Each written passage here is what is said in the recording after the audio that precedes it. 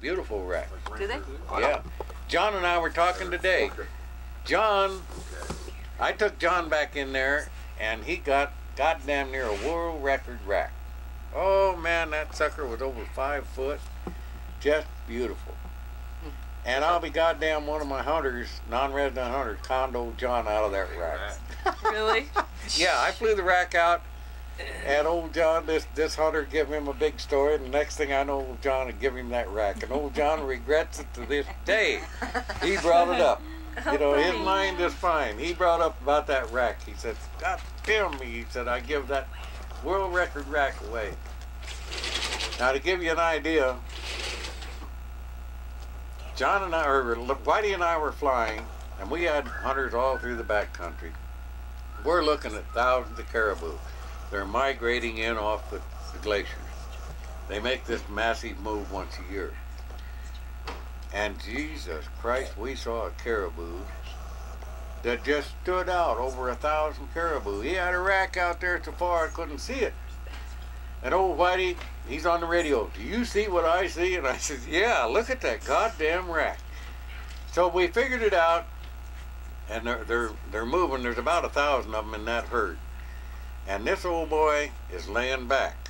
He's back maybe 100 caribou, and there's another big one up in the lead. So I said, okay, let's land up here on this lake, and the way they're going to come right by us. So man, we landed, and we waited, and here come these caribou, and here come a pretty good sized one, and here come a great big sucker, and we thought that was him. And we both cut loose, and we got him, you know. We run up there, and in the process, we get to the top of the hill, and we look, and here's this monstrous rack going over the next hill. Oh no. He had changed positions in that goddamn train while we were setting up. So I stayed and gutted this sucker and got him back to the lake, and Whitey took off, and he's watching the other, the big one. Now there's no question, this guy would have been a world record any place, because I mean, we're seeing thousands of caribou a day. We know, you know. When they migrate in, at that time that herd was 60,000 caribou. And I'm out there on the highway, and I would take a resident hunter, and I'd tell him, you were allowed 3 caribou. And I think we were charging $40 for the first one, and so much for the other 2. Well, we could get 3 caribou, kill them, quarter them out real fast, throw them in the back, and bring the hunter and the caribou out. And we've made ourselves 80 or 90 bucks, and we're just in and out like this, you know. Flying? When the caribou are migrating. So we know caribou. We're seeing them by the thousands, and this sucker was a world record and then some. Well, Whitey followed that sucker for an hour.